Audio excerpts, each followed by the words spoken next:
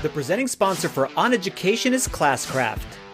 We're excited to announce Classcraft's new story mode, which makes it easy for educators to harness the power of stories. Episodes 1 and 2 of Season 1 are ready for you and your students to play today, and it's completely free. To learn more about Classcraft and the new story mode, simply visit classcraft.com/oneducation. What if we are wrong? Mm-hmm. It's scary.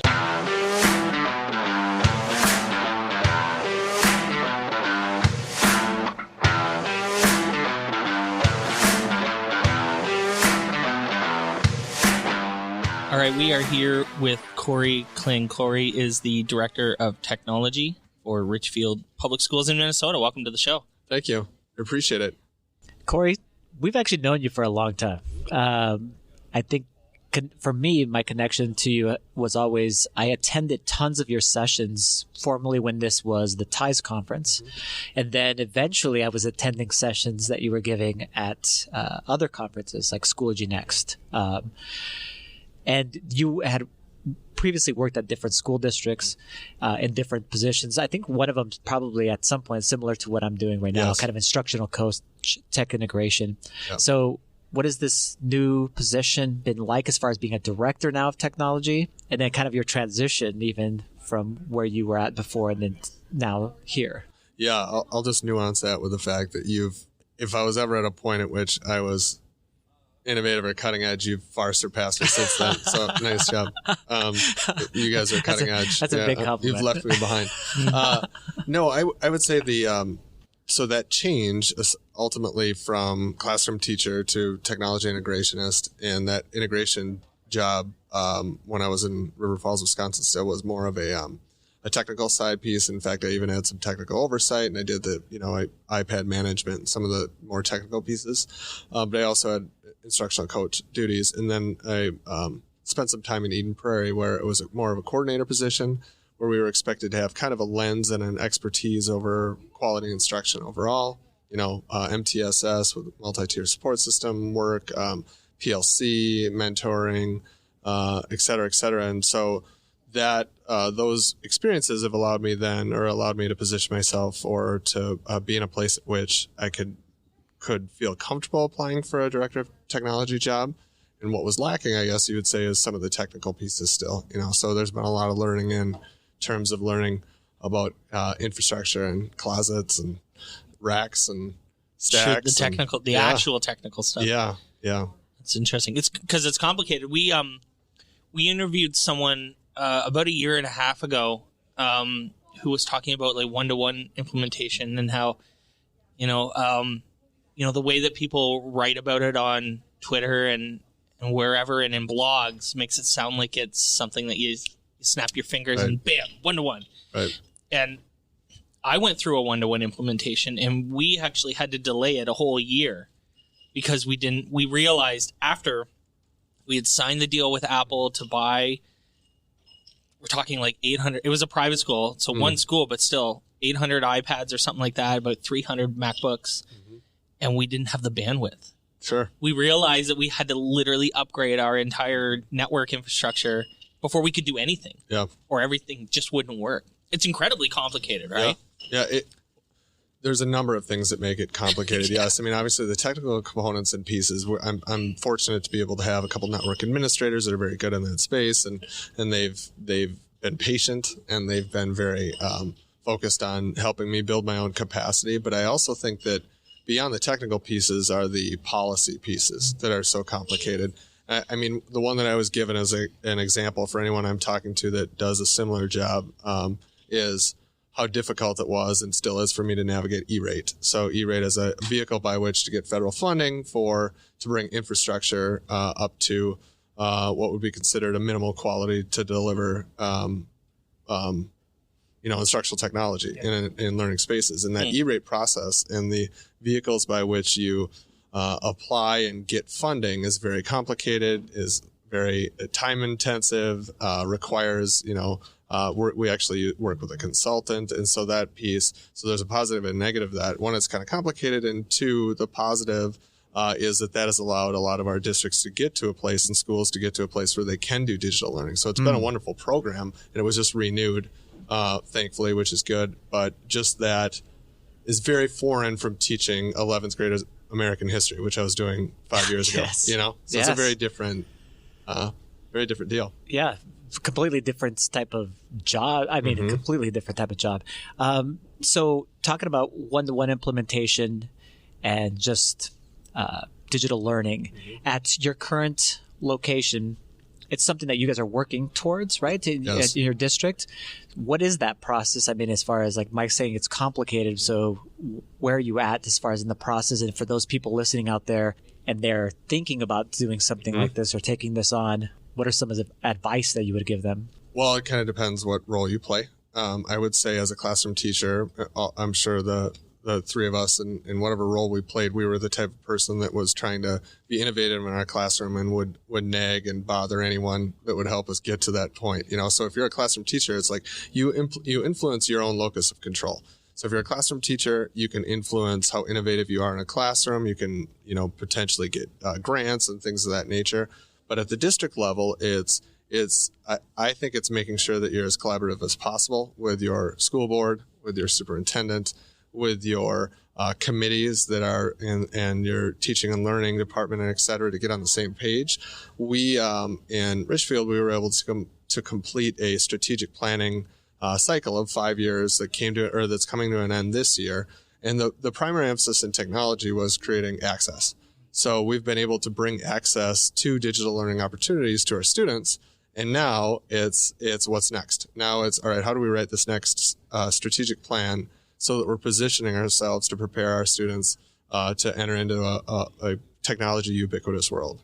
So we were talking off air, and I was talking about the stage of technology integration, let's just call it the life cycle of technology integration, where you start off and you're super excited and you get that first year and you're kind of working out the technical side, the technical bumps, the Wi-Fi bandwidth, whatever it might be. And then suddenly by year 2, you're being successful on that technical side. Teachers are now using the devices on a variety of different planes, but mostly at what I would call it lower levels, substitution levels, whatever it might be. For those of us that are now, and many of us adopted 6, 7, 8 years ago to a one-to-one program, what should we be doing now 6, 7, 8 years down the road to kind of now go, we've done this, now what's the next steps? Because we're thinking like beyond the technology integration, and even us as coaches, almost like we have to reset our own minds and say, maybe our focus should have been or should be over here with pedagogy and instructional practices and those kinds of things versus the technology and integration over here. Yeah. I think that what we're doing right now is a great example on a podcast of moving from consumption to creation. So, I mean, again, these things are difficult oftentimes to encapsulate, but I think there are some encapsulated themes that we can look at for where we go next. One is that simple, consumption to creation idea that we're still leading with quality pedagogy, that we're staying focused on that, and that sometimes less is more. But when we do that, and when we do technology in the classroom, are we making sure that it's staying foundational around basic or meeting basic quality instructional practices? So I know we always hear that, but to me, there are some basic things we can rally behind. One is data is everywhere now, but what data are we looking at? So we all know, and the educational studies show, and Fisher and Fry and others have done studies around the idea that regular checks for understanding is something that we still need to do. Yes. Okay? Well, great. If we're going to, and that's really something that we should be doing pre-educational technology and post-educational technology, So that has to stay fundamental, and we can't move away from that. But what we can do is provide more opportunities for surrendering control and providing kids opportunities to have agency and voice and so on in the way in which they meet instructional outcomes. And that's hard. And I think that that's why this next phase is going to be a heavier lift than our first phase. I agree. Our first phase out of the gates was, all right, how do we get to these minimal levels of what we know the research states? And by the time the research catches up with that, which is just now doing, and it's showing some positive results when those things have have been done. For example, One-to-One Institute and the Project Red and some of these other studies have been put together for whether or not technology works in school in the one-to-one environment. Now this next one, just when the research will catch up with that, now we're going to have to go into this new chapter, virtual reality, augmented reality, podcasting, any creative tools and so on. And so we have to make sure that we're creating educational physical spaces to allow that, and that we're reinforcing professional development for our teachers. So we're at Impact Education Conference, and you're doing some sessions or a session. Tell us a little bit about what you're talking about here. Sure. I have a session that I've reworked a couple times, and anybody who's presented at a conference or taught a lesson, first time you taught the War of 1812, I'm sure you taught it differently than the previous time, or the next time. So the idea of my session, though, is about courageous dialogue about instructional technology use. And the idea behind it is like kind of a loose mantra of what if I'm wrong? And I tend to kind of try to live that way overall, which is always evaluating things from my own personal parenting to I never question my Packer fandom. That's one thing that is not. I'm never saying what if I'm wrong. You don't never say what if I. No, I probably should.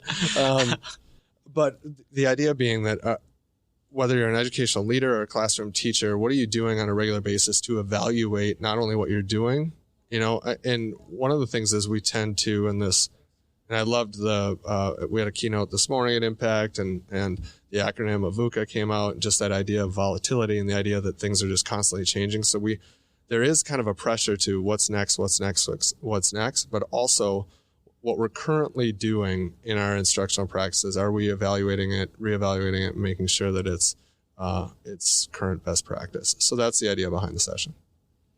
What if we are wrong? Mm-hmm. It's scary. I mean, I use robots in the classroom. I mean, that's my job, is to teach teachers how to use Dash and Dot and educational robotics. And it's funny because right now, like, I just came back from China, and two of the manufacturers that we deal with, that I talk to, both, like, unprompted and without, obviously they don't talk to each other, asked about how we could in Canada help support university study for efficacy studies. Because they need, and we actually talked to Angie Kaltoff about this as well yesterday, that they need the receipts now, right? Because we can show all the cool Instagram videos and pictures and Twitter and like kids playing with robots in their classrooms. We can do that all day, and talk about how much fun it was. Show the kids laughing and enjoying themselves, and that's wonderful. We love that stuff.